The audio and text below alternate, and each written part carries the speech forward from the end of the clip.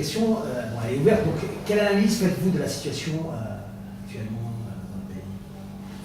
Situation politique, situation politique. Bon. Notre situation politique, elle n'a pas évolué. On fait toujours la même chose avec le même personnel politique. Donc la situation politique n'a pas évolué.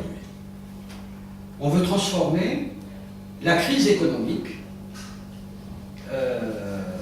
on veut parler d'une crise économique par rapport au prix du baril, mais en fin de compte, ce n'est pas une crise économique, c'est une vraie crise politique. Pourquoi? Parce que aujourd'hui, que le prix du baril a baissé, on voit les tares du système politique. C'est les tares du système politique qui apparaissent. C'est pas notre économie qui baisse, c'est les tares du système lui-même qui apparaissent. Donc, c'est les tares politiques qui existent. Moi, j'ai préconisé, ça fait longtemps, j'ai dit que maintenant il fallait aller à l'essentiel. Sur le plan politique d'abord, qu'il fallait aller à un nouveau contrat social. Je vous en ai parlé déjà. Donc le contrat social, c'est une condition nécessaire. C'est de revoir, de revisiter la relation entre gouvernants et gouvernés. Ça, c'est fondamental. On ne peut pas, avec les mêmes personnes, évoluer. Donc, cette relation, il faut la mettre sur la table. Il faut, deuxièmement, dans la gestion des affaires publiques, il faut que le pouvoir politique, le système politique, comprenne qu'il ne peut pas régler les crises tout seul.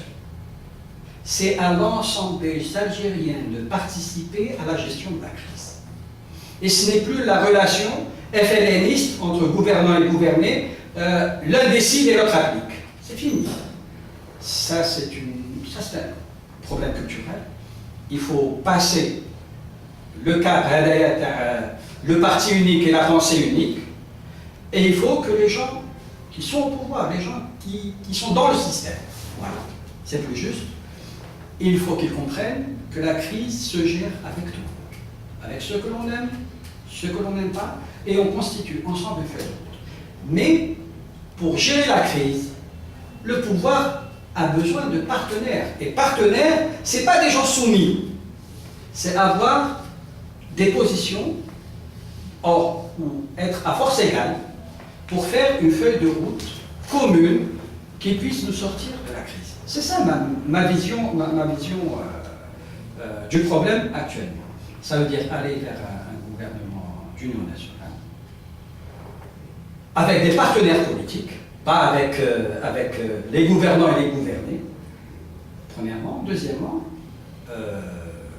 avoir bien sûr des postes de responsabilité pour faire une feuille de route, et ensuite décider d'une échéance commune. Ça veut dire, on veut aller vers 2017, vers les élections législatives, préparer en commun ces élections législatives de 2017, dans la transparence, dans l'équité, dans l'apaisement, ou bien aller vers des élections présidentielles anticipées. Vous avez appelé à des élections présidentielles anticipées? J'ai appelé aux deux. Aujourd'hui, on est à la croisée des chemins, pour que les uns et les autres ne disent pas que Act 54 est omnibulé par l'exercice du pouvoir. On est en train de parler des solutions adaptées à la crise que vit l'Algérie. Donc il y a deux variantes. La première variante, en tous les cas c'est celle que je préfère et celle que je préconise, c'est d'aller sur un calendrier de 2017. De façon apaisée, ça veut dire, qu'est-ce que ça veut dire d'une façon apaisée? Ça veut dire qu'il faut en même temps que l'on puisse mettre en place une trêve sociale. Une trêve sociale, c'est tous les partenaires sociaux,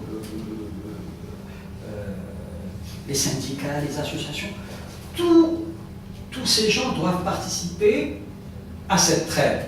Tous ces gens doivent participer à la feuille de route dont on parle. Il me semble que c'est le minimum politique que l'on puisse avoir dans les médias. Discuter d'autres solutions, c'est simplement gagner du temps.